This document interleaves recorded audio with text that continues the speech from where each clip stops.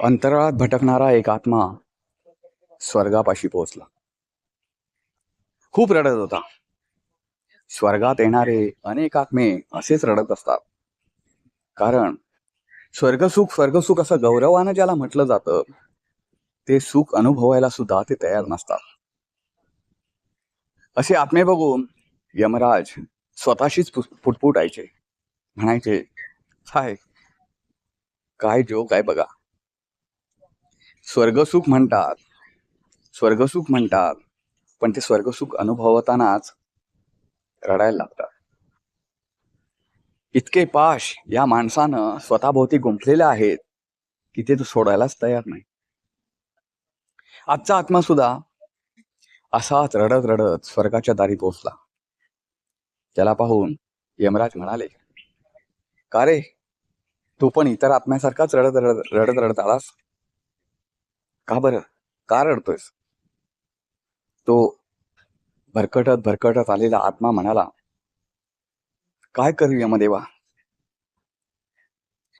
सगळ्या गोष्टीचा हव्यास धरला, पण तुझ्याकडे येताना कळलं की त्या निरर्थक होत्या.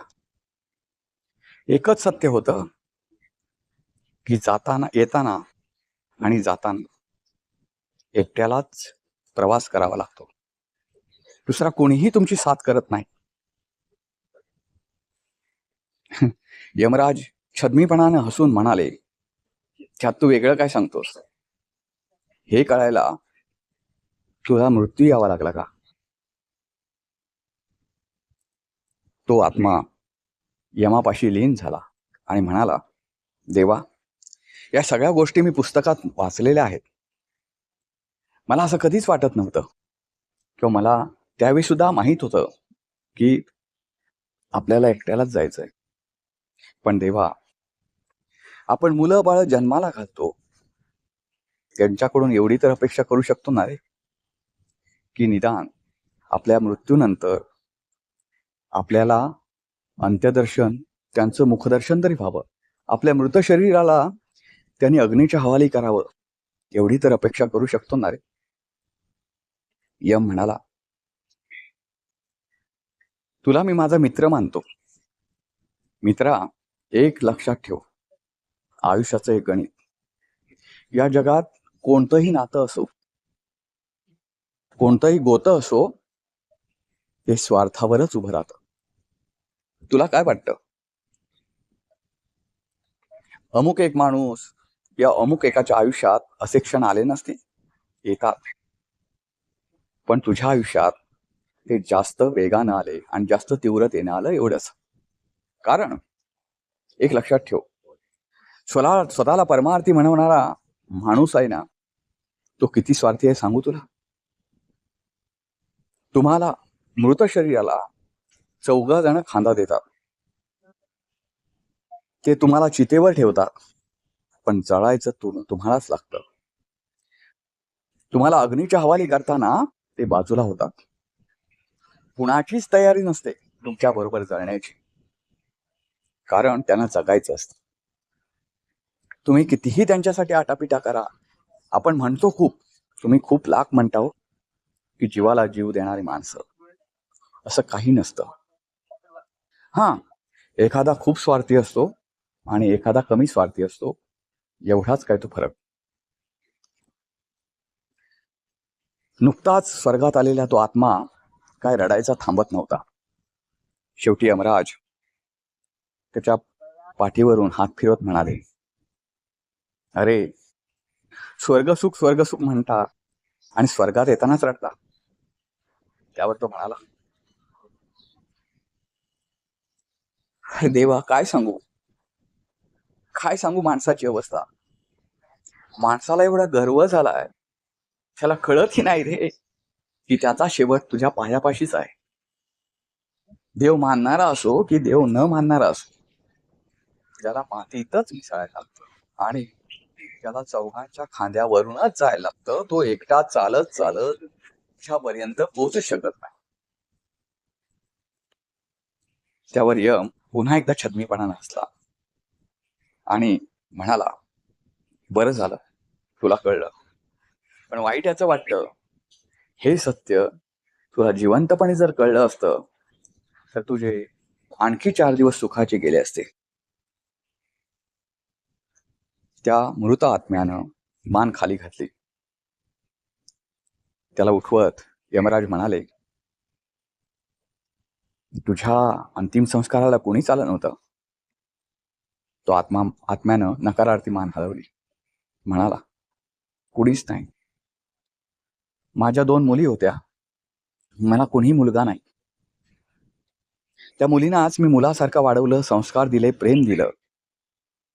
पण त्याने सुद्धा माझं ऑनलाईनच दर्शन घेतलं.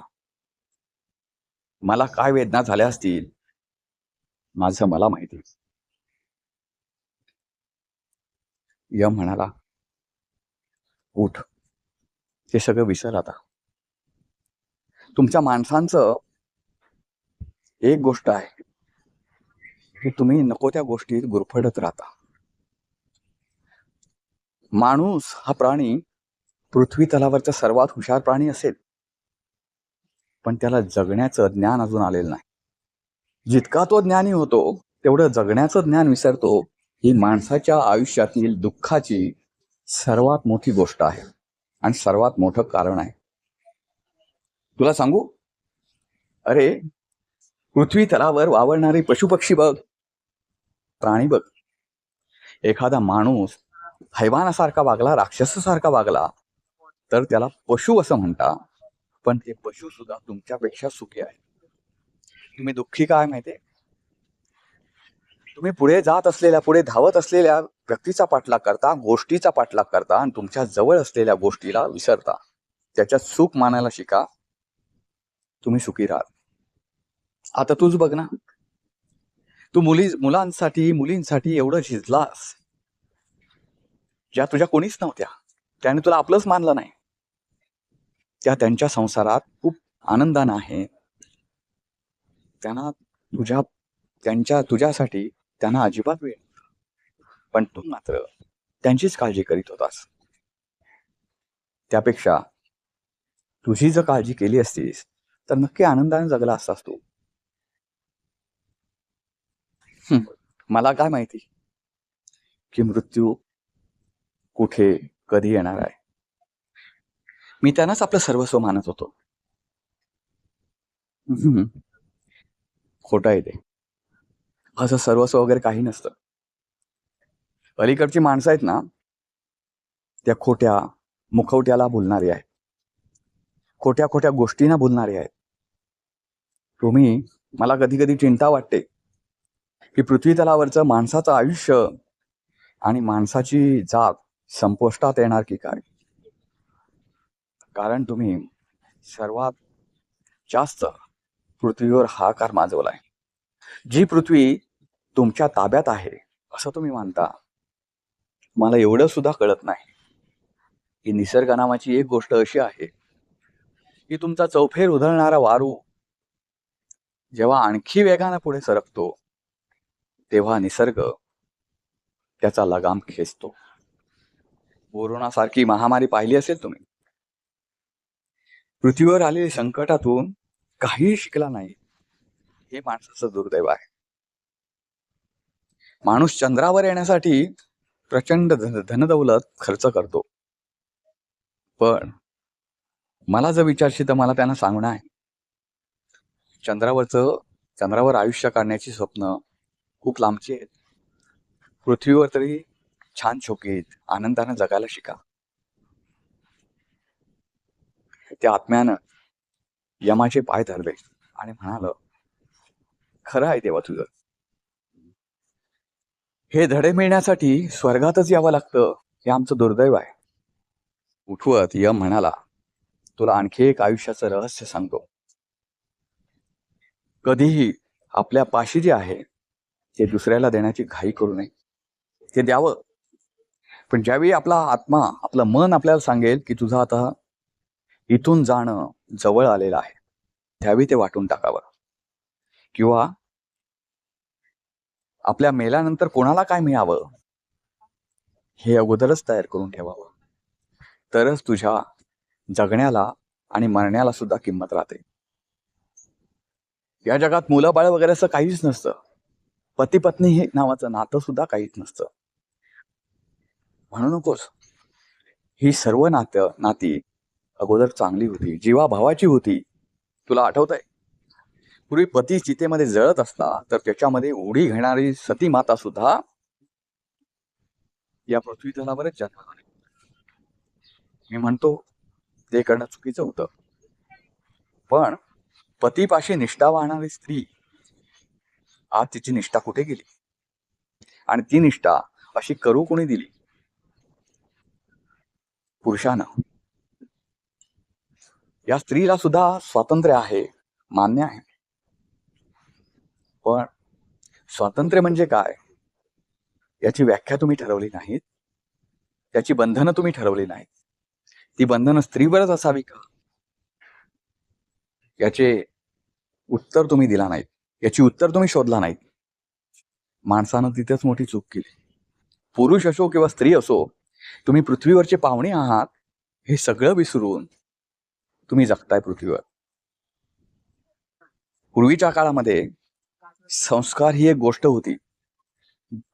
लाज लज्जा अब्रू शरम ही गोष्ट स्वतःच्या जीवापेक्षा सुद्धा प्यारी होती. आज तुम्हाला जीव तर प्यारा आहेच, पण मुठभर पैशासाठी, मुठभर धनदौलतीसाठी स्वतःची लाज लज्जा अब्रू शरम जेव्हा सोडली जाते आणि ती महिलांकडून सोडली जाते, स्त्रियांकडून सोडली जाते, तेव्हा स्वर्गातल्या देवांची सुद्धा मान लज्जेनं खाली जाते. आपण एक सर्वात शक्तिशाली, सर्वात बुद्धिमान प्राणी पृथ्वीवर जन्माला घातला, ही खूप मोठी चूक केली, खूप मोठी डोकेदुखी केली असं कधी कधी आम्हाला सुद्धा वाटतं. मित्रांनो, असं वागू नका. तिकडे अनेक आत्मे खेळत होते, दौडत होते, बागडत होते. हा रडणारा आत्मा सुद्धा त्यांच्यात सामील झाला. त्या आत्म्याने त्यांना घेतलं, पण या आत्म्याचे पाश मात्र सुटत नव्हते. त्यांना त्यांच्या मुलीची आठवण येत होती. ती इतर आत्मे त्याला समजावत म्हणाले, अरे खाओ पिओ मजा करो, खूप मजा मार, उड्या मार, इथे तुला बंधन नाही. आणि हो, इथे काही वाईट सुद्धा घडत नाही आपल्या हातून, कारण इथे सगळ्या गोष्टी, इथे मन साफ असतं आपलं. आत्म्याला सुद्धा वाटलं खूप हलकं हलकं झाल्यासारखं. हळूहळू तोही त्यांच्यात मिसळला. एक शिकला की या जगात कोणीही कुणाचं नसतं. या जगात कुणीही कुणाचं नसतं. तो मनाशीच पुटपुटला की मला कळलं, हा धडा मला मिळाला, पण दुर्दैव असं की तोपर्यंत मला मृत्यू आला.